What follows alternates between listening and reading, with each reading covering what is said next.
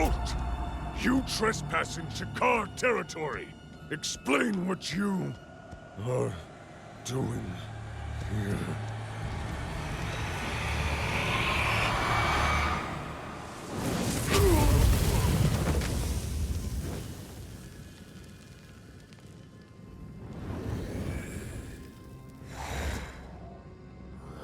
Can we get on with it? You said we'd find it here.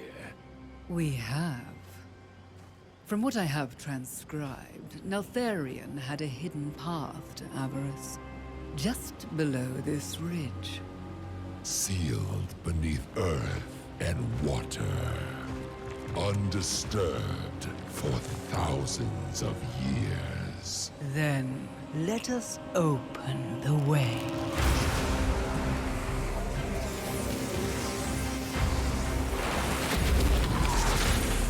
Fyrakk, you will feast upon the elemental power below. Wake the elders from their slumber and incinerate any who stand in our way.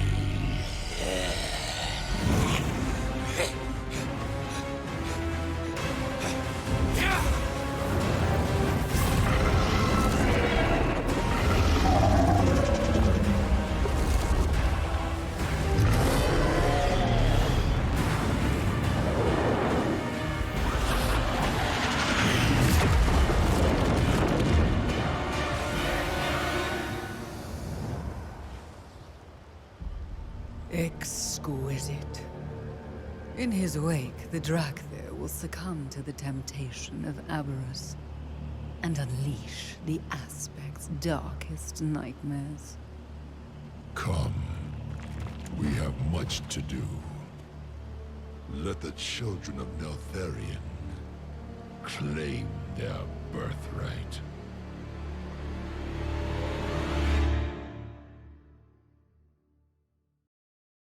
Hey guys, welcome to another WoW video. For today, we are gonna go over everything that you can expect to show up for the 10.1. 10.1 releases on May 2nd, but like many patches, the true patch isn't like till a week later because that's when all the big major stuff shows up. So with that said, I'm gonna divide this up in two pieces. What is available on May 2nd and what's going to be available on May 9th. So let's start with the May 2nd stuff. We are going to have a new zone called Zaralek Cavern. There's going to be a bunch of new quests in there, exploration stuff, which will involve some achievements and rewards. Here is a map of it. So it's an underground zone in the Anaran Plains. You get there through tunnels that you fly through, and it continues the campaign quest line. There's going to be some world quests, some new rares, and there's also two new world bosses. They are called Vaken and Golna. So the campaign quest line is going to continue along the Black Dragonflight. There's also going to be some new races, the Niffen, and we're also going to have Drogbar make a return, so we'll be revisiting him. Here is a short clip that I did of me entering the new area that involves the new race. Okay, here we are. So this is the new rep, new race, and new little town, Loamm. Oh, Toothy is there. And there's Stable Master. I'm not sure if we can talk to anyone, but bottles, he's got some vendors on him. Oh, we got some quests here. You want it? You bet we got it. Let's see what he has. Okay, so we have some customizations. knowledge that you can just buy right out. Okay, so that's that'll be a kind of catch-up system for knowledge points.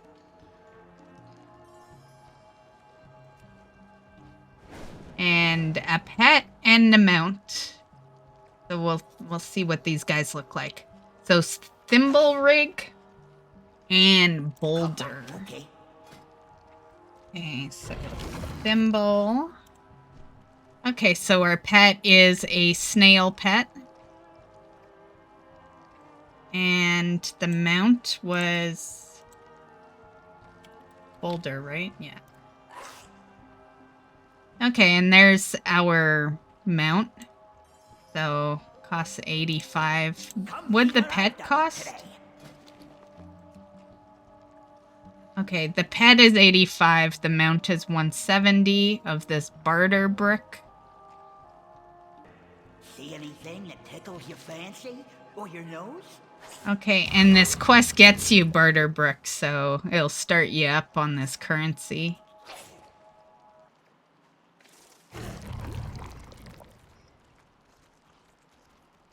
Here's the flight path. Could smell you a mile away. Journey to a subfusion camp.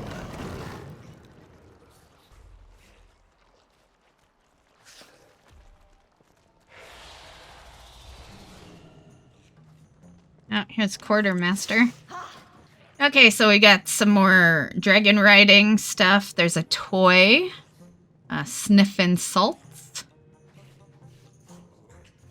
So some more knowledge. And I can see that it's triggered to you. It's literally just showing me my professions. So for you, it would show whatever profession you are. Yeah. So we're definitely looking at a profession knowledge catch-up system for sure. There's a pet, Polly. We'll look at him after. Polly Rango.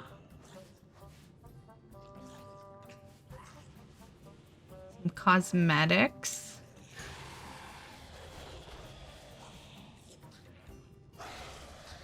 Okay, so let's look at Polly, Rango, and then Morsel. Okay, Polly. This guy. Rango, I believe, is the same, just different color. Yep.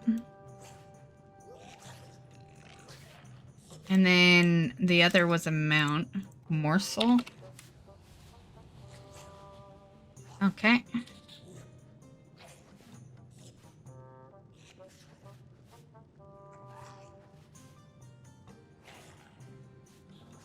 Okay, racing starts at 7.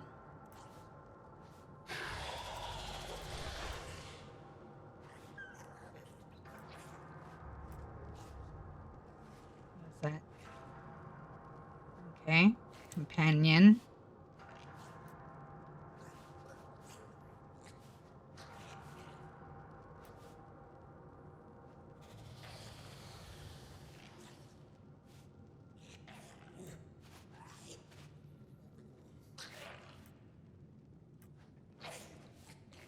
Okay, so that's when you can buy your pets. So 15 to buy Polly and Rango.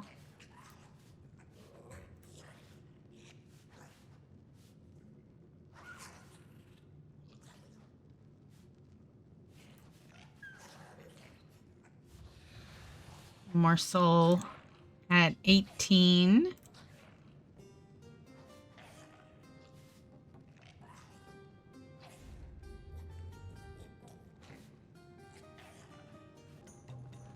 Oh, we got item upgrades right here. To meet you. Go carefully. And United in this is the crest exchange.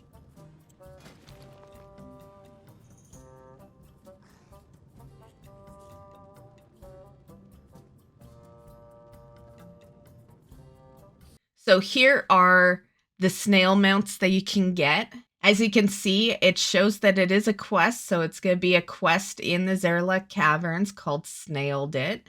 And there is the pink one, the blue one, red, another pink one, but less armored, I guess, and green, bluish purple, silver, and I guess that would be a grayish blue.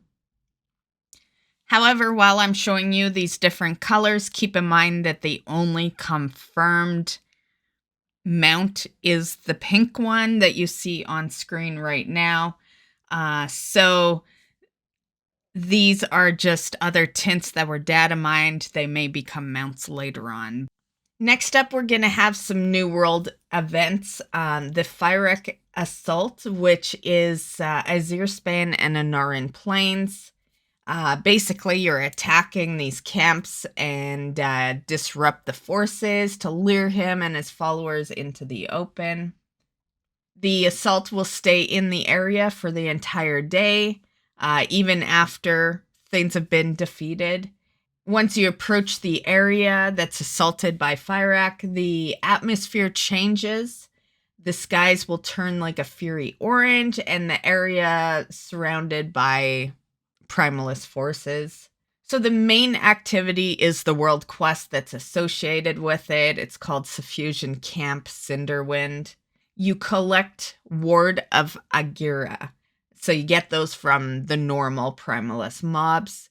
You're going to use 5 of the wards at the Crucible scattered around the assault area to summon the elite mobs. Those will drop the Ward of Fyrakk. You use 5 of the Ward of Fyrakk at the Suffusion Mold to summon the Forge Master that is responsible for the assault, and that will give you an ever-burning key. Killing the Forge Master ends the world quest, and collecting 3 of these keys allows you to open a supply chest in the area, which gives you a bunch of loot. Here's a little progression, so this is basically what you'll see when you're out there. And the bar just increases by slaying elite proto-drakes and elite mobs in the area. When the bar's full, Fyrakk starts ravaging the zone, kind of like Deathwing did in Kata. And he'll slowly fly through the zone, hit the assault area, and this is where you can get a really cool achievement. You might remember the Standing in the Fire achievement that was done with Deathwing. Well, there's a similar one. It's called Still Standing in the Fire, and all you do is you just get caught in Fyrakk's fire, basically. There'll be a blazing aura, and dying to it and ignites this achievement, so super easy. You know, I know it's going to sound really funny, but try to die at least once, which, you know, to be honest, this is retail. You don't really die a whole lot unless you're raiding, PvPing, or doing Mythic Plus, right? A lot of outdoor content. I can say I haven't died in years when it comes to outdoor content. So, yeah, it's usually just instanced group activity. So definitely make sure to take that death at least once. As far as the rewards that you get from the assault, completing the assault a world quest gets you a 411 piece of gear, and it also will give you 5 Drake Shadowflame Crest fragments. And on the tooltip, it says place together 15 fragments to create a Shadowflame crest. Killing Fyrakk's Disciple after a strike gives an item level 405 piece of gear and 6 of those crest fragments. Killing the Disciple for the first time drops an item that starts a quest that awards a Drake Shadowflame crest. It sounds like it's going to be 1 Disciple per Dragon Isle zone for a total of 4 of those Shadowflame crests. Daily quests are going to be 385 item level gear, and the chests opened with the ever-burning key are supposed to drop a Drake Shadowflame crests. So pretty much your crests are your main item here. Crests and crest fragments. But if you get a crest, then you don't have to collect 15 fragments, right? So, yeah. So right here is what the armor looks like that you would be receiving. So this is the cloth set, leather set, mail set, and the plate set. So this is the suffused gear from the assaults. Another new thing we'll have is the open world scenario that is kind of similar to the community feast and the siege of Dragonbane Keep. It's called Researchers Under Fire, and basically players will investigate like a Titan mining lockdown with researchers, and the new Niffen allies will be there. There's also going to be some public objectives, so those will be similar to the hunts. And there are bonus objectives that players progress together on. They last roughly 5 to 10 minutes, and they'll appear as stars on the Zaralek Cavern map 30 seconds before it becomes active. Okay, so next we have cross-faction guilds. So we knew this was coming. People wanted it pretty much the day we got cross-faction. So I am impressed that they were pretty quick about it. Usually when we want something, it takes like 3 expansions to get it. So yeah, one expansion, like really just like a year later is when we got it, right? So the faction of the guild will be determined by the leader of the guild. Like I'm the leader of my guild. I main alliance, so my main guild that I run will always be an alliance guild. So that's pretty much what that means. Guild achievements and guild vendors will still be there, but I did hear that there's going to be some stipulations because of the different factions. All members of the guild will benefit from chat, guild repairs, and other perks that you would have in your guild. The opposite faction members will benefit from unlocked shared perks.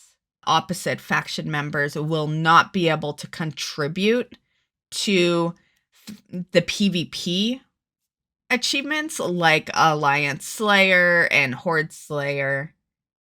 The guild roster will display a faction icon next to the members of the other faction. So that's kind of cool. They'll let you know. I'm trying to think, doesn't it let you know? Oh, I guess it just tells you their class, right? So you don't, yeah, I guess that makes sense because I don't think the guilds actually show the race right now. So, yeah. Anyway, that is the basics of cross-faction guilds. Every time they do a massive change like that, things are broken, so expect cross-faction guilds to be very fucked up on day one. Yeah, that would be my estimation. Okay, so gear upgrades in 10.1. So the upgrade systems like Valor and Storm Gear are being replaced with a new game-wide system. They're thinking of maybe making it more permanent moving forward, but they're gonna just kind of see how Season 2 plays out. So you're gonna earn a new currency called Flight Stones. You'll collect new items, which is the Shadow Flame crests and the fragments that we were talking about earlier. That's from completing content. There's the 4 different types of Shadow Flame crests based on content, which will, give a different item level.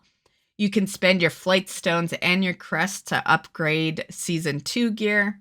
Crafted gear, PvP gear, and top-end gear like Mythic Raid gear will not be upgraded through this system.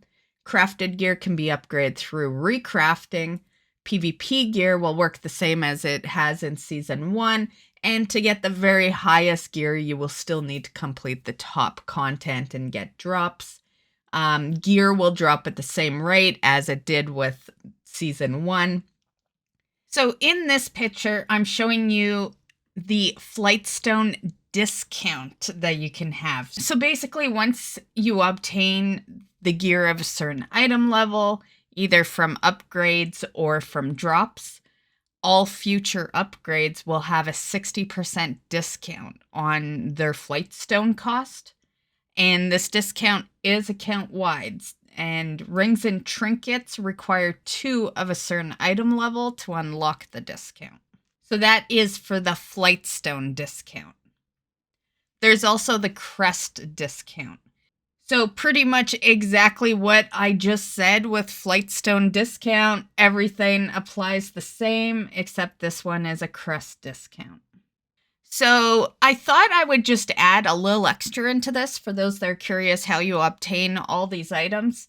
So Flightstones are obtained from like the caverns, completing M+ dungeons, killing raid bosses. There's no limit on how many Flightstones you have per given week. And enchanters can use Flightstones to create the Titan Training Matrix 5. A player must obtain the Empowered Flightstone, which is sold by Dustmonger Topius, who is in one of the new areas, Loamm, which is in the caverns. The item costs 150 Flightstones. And then that Matrix 5, it brings the item level from 382 to 395, which I realize, a lot of us are wearing 395 plus right now, but, just a little extra info for you guys. And then I thought we would share how you get the Shadow Flame crests as well. There's certain quests belong to certain activities. And so I thought I'd just pop that on screen so you can see what you need for each one. As you can see, the Aspect Shadow Flame Crest is the tougher one. That Aspect Shadow Flame Crest is an item level 441. And it does say that you can purchase up to 2 Whelpling Shadow Flame Crests and 2 Drake Shadow Flame Crests. From Spinso, which is, again, in Loamm, in the caverns. Each crest costs 15 unearthed fragment coins, and I'll figure out that. Okay, so the unearthed fragment coins, they drop from clinking dirt-covered pouches, which is like world quests and objectives out in the cavern. On screen here is the item level range that the crests currently fall into. There's some racial and class customization changes. So here's some new Nightborn hair colors, new Nightborn eye colors. Here's some new Dark Iron Dwarf skin tones and hair colors. Worgens are getting a new racial ability. It's called Calm the Wolf. It basically you activate to control your Worgen instincts and automatically assume human form when you leave combat. You learn this when you learn 2 forms. Warriors and demon hunters are getting new cosmetic glyphs. So the warriors will get Glyph of the Heaved Armament. Basically, your heroic throw now launches your main hand weapon. The demon hunters are getting Glyph of the Chosen Glaive, and your throw glaive now launches your main weapon. There is, of course, a lot of class changes, like always with main content patches. I will dig up a link for that, and I will throw the link to that in the description of this video, just so we don't make this video extra long. There's a lot of classes. That would take a bit to go through. So definitely check the description if you're interested. There'll be a link there. on screen here is the Winding Slitherdrake, or Winding Slitherdrake, however you want to say it. Probably Winding. But okay, let's just say Winding Slitherdrake. This new dragon riding mount is going to be available through continuing your campaign quest line. There is 8 new dragon riding glyphs in the Zaralek Caverns. 2 new traits. So the first one is ground skimming. So when your dragon riding is near the ground, you regenerate 1 vigor every 30 seconds. This effect does not occur while affected by Thrill of the Skies. The second trait is Land's Blessing. Ground skimming regenerates 1 vigor every 20 seconds. So that's basically all there is to know with the dragon riding. So new mount, 8 new glyphs, 2 new traits. There will also be some new customization, so you can definitely look forward to that. There's going to be a ton of helms and other customizations. Okay, so next, moving on to profession stuff. So the profession UI can now be open in a smaller frame to allow it to be open at the same time as other windows. There will be new optional reagents for upgrading items. New optional reagents are available for giving items the ability to scale to appropriate PvP item levels in Arena and Battlegrounds. Crimson recipes can now be purchased for 3 Marks of Honor each. Okay, so we're just going to quickly go through this list. So you can see a bunch of new stuff, some new tailoring stuff. The Ball of Yarn is a toy. Pretty much all the purples are 350 item level. Inscription has some new dragon riding armor, as well as contracts. You can see that that's where you're going to get your glyphs for your warrior and your demon hunter that we were talking about earlier. Down at engineering, the Mallard Motar, that's a 10-minute cooldown toy. It says bonk a friend or foe with your squeakiest rubber duck. So that'll be very cool. I like the rubber duck toys. And then at the very bottom, you see BBF Fist. That one's kind of like, we have a toy in the game right now. I'm drawing a blank to the name of it, but I use it all the time on people. And it's like I think it's called the Best Friend Necklace. And it lasts a day, and it doesn't really do anything other than just be a buff on you for a day. But that definitely sounds like the same thing because it's a 1-day cooldown as well. So it probably lasts a day. And yeah, so that's just a quick overview. I didn't want to go through all of it really. But yeah, quick overview on some of the stuff you can expect to see on your professions. Right here on screen is the new vial cauldron. So basically, it will produce vials instead of potions for the party and raid members. And as you can see, it's like you just kind of choose your vial. Yeah, it's very cool actually. I really like this actually. Yeah, I could see mine in there and I just choose the one I want. This will last for 3 minutes. So not very long. Yeah, 20 minutes was the previous one. So yeah, that's not going to be up there for too long. Basically 10 different vials to choose from, but there is a catch. The selection of vials is based on the recipes known by the alchemists who placed the cauldron down. So if an alchemist doesn't have the recipe for your particular vial, it's not going to be there. So definitely, I think if you're going to use this, discuss with all your alchemists and see who's the one with all the recipes, and get that alchemist to actually put it down. The quality of vial you receive depends on the quality of the cauldron that is placed. You can see on the picture, it's showing like a two star on it. Yeah, so yeah, you would get the 2-star quality then. Another new item is the Cauldron of Extracted Putrescence. So this is a bit different from the previous alchemy recipes. It acts like the portable lab bench or the portable tinker's workbench. When you place it, it becomes a portable altar of decay. It'll last for 10 minutes. And basically, it's just good for any profession that is required to be near the altar of decay to craft a recipe.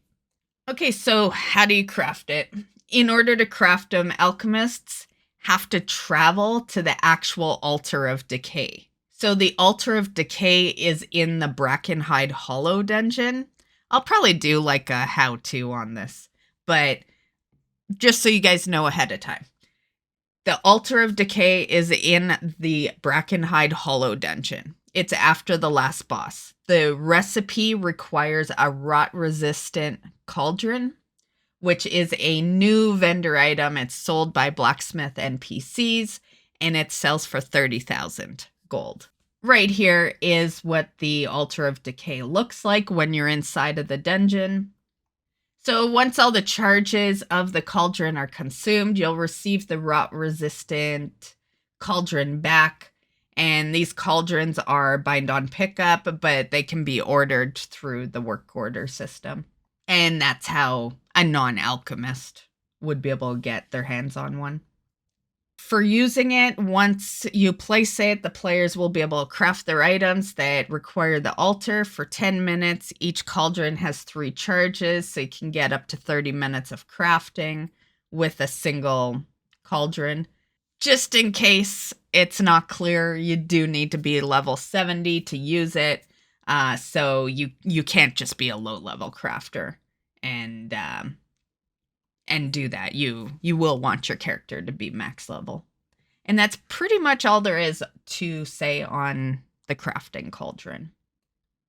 Okay, and the last thing I have to say as far as stuff that's coming on Tuesday, May 2nd, is the UI. So there's going to be some new stuff in your edit mode.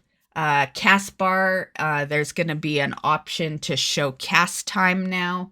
The mini map is going to be, you're going to be able to adjust the size. You're looking for group eye size and added to the micro menu frame.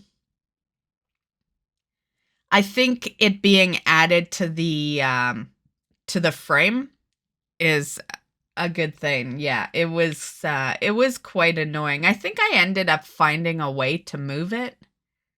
You know, we live in a world of add-ons, so I believe I found a way to move mine. But it just moving naturally is a good thing, because that new UI is just made for new players pretty much, right? Like most of us older players have already adapted to a lot of our add-ons. Yeah, so you want it to be as convenient as possible.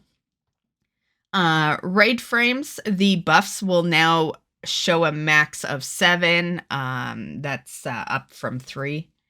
And the pet frame can move independently of the player frame. And then the quest tracker has like a dark background option. Pretty much all stuff I don't use. Yeah. I still use my add-on for the cast bar. I still use my add-on for the mini map. I found an add-on for the looking for group eye back because I didn't like the positioning of that from the get-go, so I got that.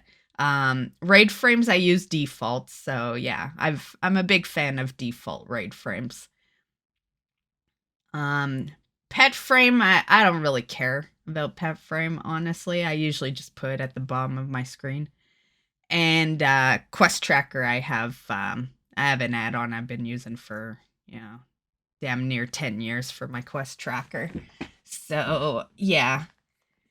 Yeah, so, but for those that are using the basic UI, there is that. I think it's great that they are improving that, because if you improve it enough, no one will need add-ons, right?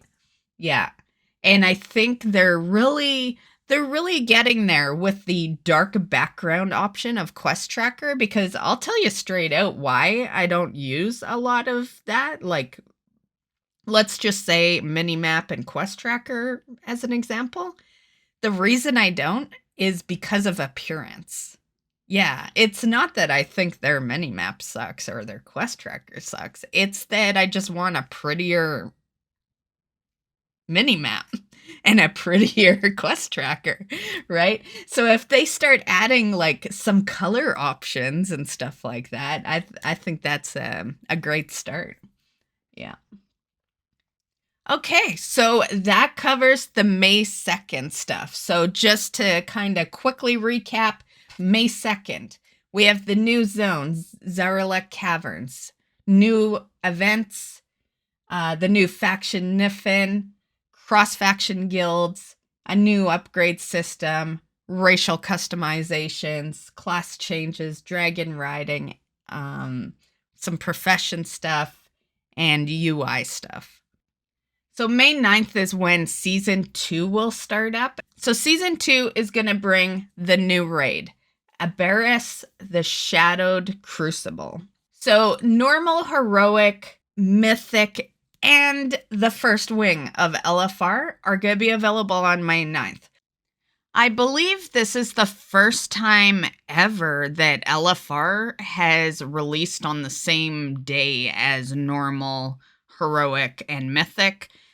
In the beginning, it was always just normal and heroic, and then a week later would be mythic, and then generally a week or two after that would be the first wing of LFR. LFR is usually quite a bit down the road compared to when it originally releases on the other difficulties. So very cool. If you are a person that doesn't have time to raid, or you just can't get a raid group, you're going to be able to go into Wing 1 of your LFR on May 9th. So normal, heroic, mythic, LFR Wing 1, May 9th. LFR Wing 2 is going to be May 22nd. LFR Wing 3 will be June 5th. And LFR Wing 4, which will be the final wing, is going to be June 19th. Some extra details. Cross-faction is going to be available immediately, so you can go in with cross-faction. Hall of Fame will now have a combined top 200 guilds on both Horde and Alliance. Very cool, because Alliance always slacks. I love my Alliance, but we just aren't as fast at clearing, those Hall of Fames as the Horde are, so... Okay, so how do you get to the Aberis, the Shadowed Crucible? You're going to get there through the cavern. So it's located in the northern cavern. The coordinates are 4810. Your closest flight point is Obsidian Rest, which is like to the south of the entrance. On the map here, you can see the bottom dot is the flight path. And the top dot is the raid. Okay, so as for the bosses 1 to 3, we have Kazara the Hellforged, the Amalgamation Chamber, and the Assault on the Zakali. LFR will issue 402 item level.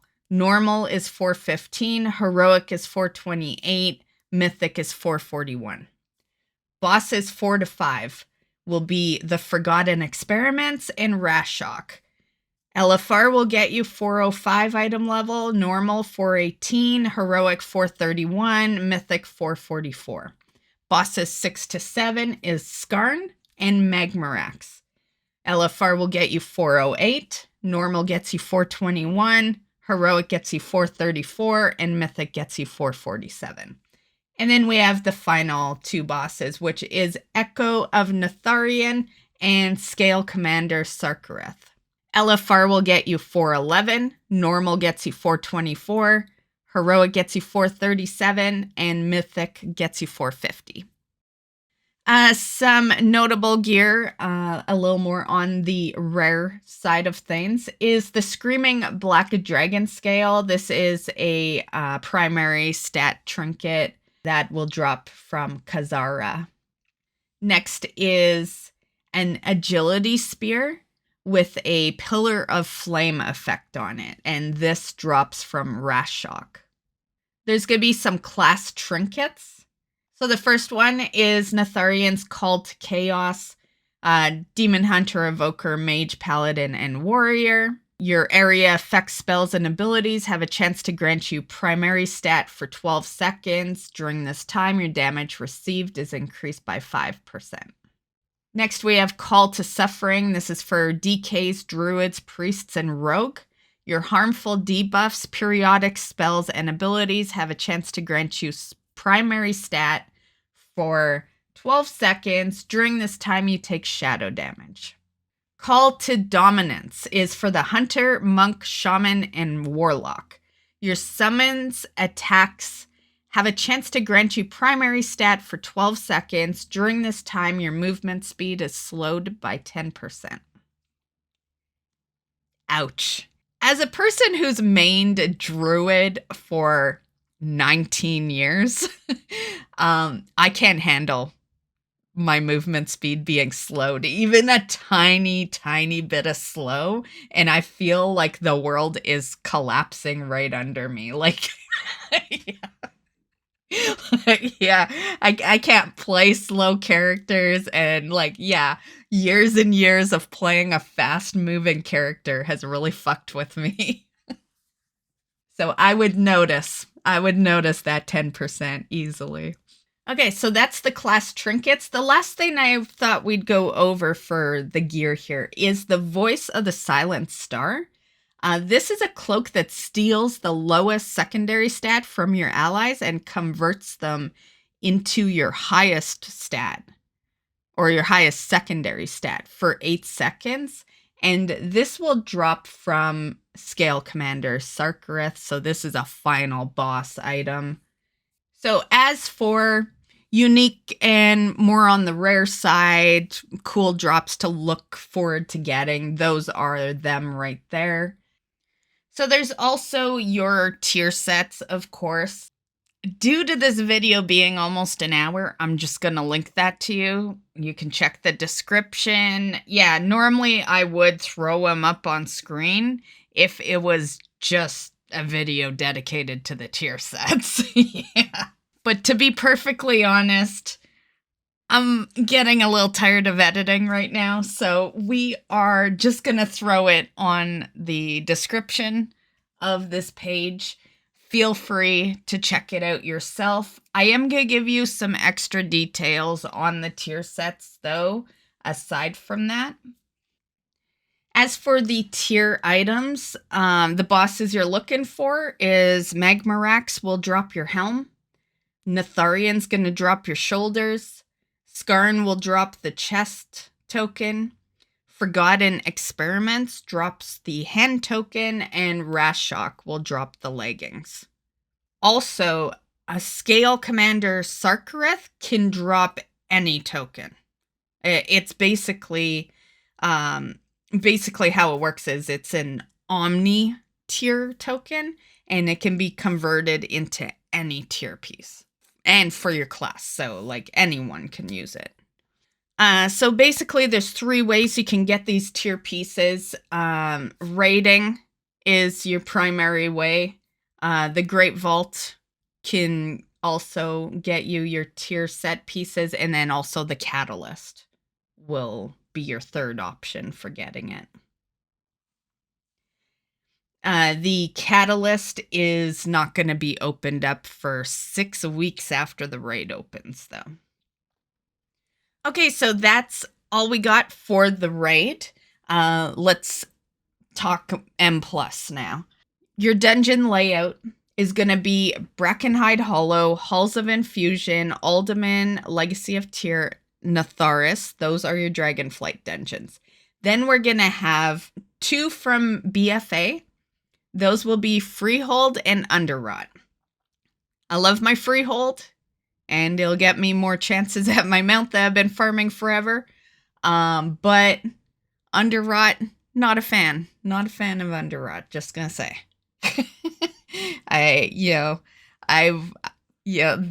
These aren't exactly new for M+. Like, I did tons of Underrot M+ in BFA, so not looking too forward to that again. But those are the 2 BFA ones. We'll have 1 Legion one, which is Natharian's Lair. I love Natharian's Lair, so great choice there. And Cataclysm will have Vortex Pinnacle. Not only do I love Vortex Pinnacle, but this is going to be our first Cata M+ dungeon. So definitely something new to look forward to there as far as Season 2 goes. All I gotta say is, especially if you're tanking and you're not familiar with Vortex Pinnacle, remember green circles, heal mobs. When you're on a timer and if you're in a pug group, you're going to have a lot of screaming if you are not moving out of those green circles. So that is my tip of the day, guys. In case you have not done Vortex Pinnacle or you're forgetting about Vortex Pinnacle, there's 2 things. Move out of those green circles, and last boss, jump. Yeah, don't get stuck to the ground. So those are the dungeons. There's gonna be no seasonal affix for Season 2, which is kind of a weird one. But there's gonna be some new affixes. So Incorporeal is one of them. It says, while in combat, incorporeal beings appear and attempt to destabilize players with spells that reduce their damage and healing done. And they are susceptible to all forms of crowd control and fade away when combat with regular mobs ends.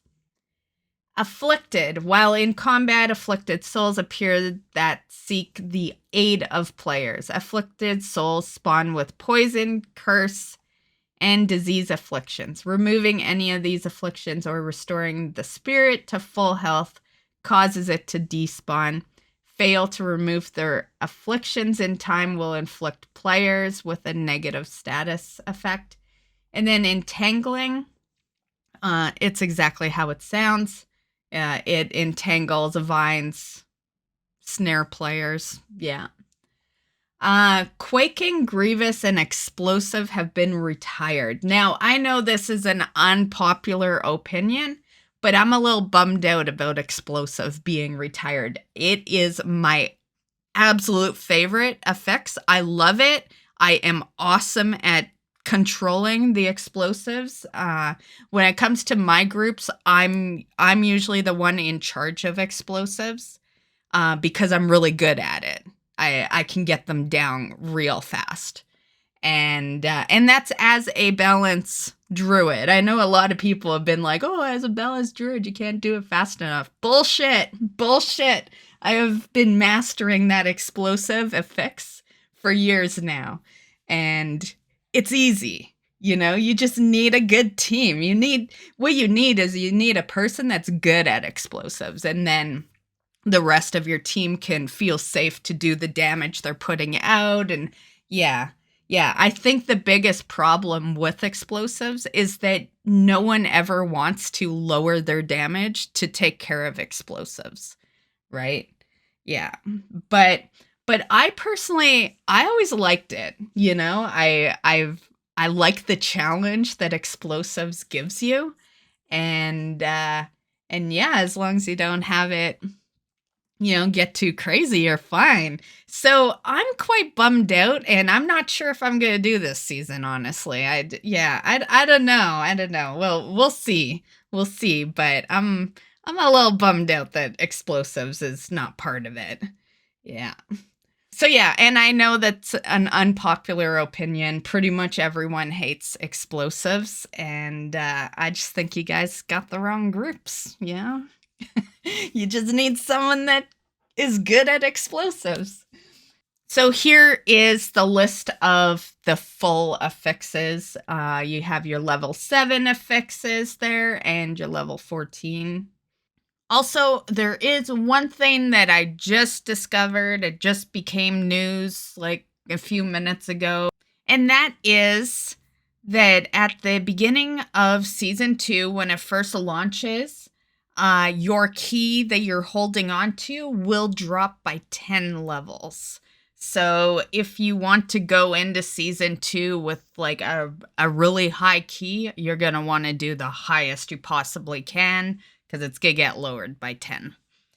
I don't know what to really think of this one. On one side, it's like, wow, 10 levels? That's a lot. But then I think about the question I've been asking for quite a few years now, and that's why we even go in to a new season with an already established key. You know, like, yeah, that's one of the biggest things I've never understood is why you can prepare your key before the season starts. Yeah. So, with that said, I don't think I really care that it goes down 10. Yeah, doesn't really matter to me. Honestly, a lot of the time I don't even do a mythic the week before, so, you know, usually I'm going in without a key anyway.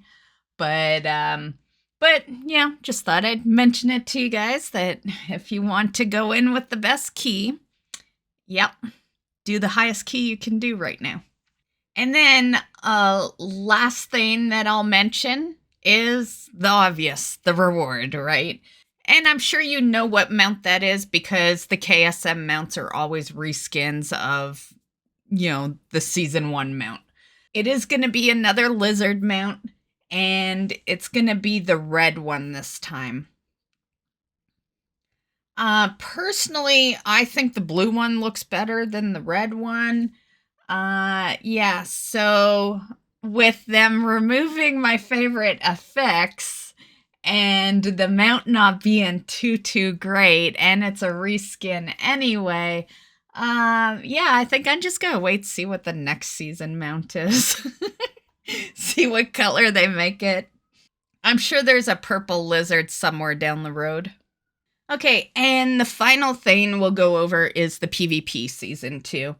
There have been changes to the critical strike, precognition, and crowd control and interrupt abilities. So on screen is the info. Feel free to pause, read through it, and all that.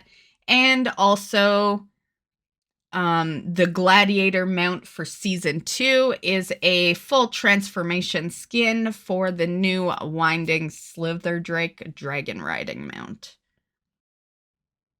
And as for the regular PvP seasonal mounts, it is going to be the Vicious War Snail. That calls it for the 10.1, what to expect and all that. I hope you're having fun in WoW, and we'll see you in the next one. Bye, guys.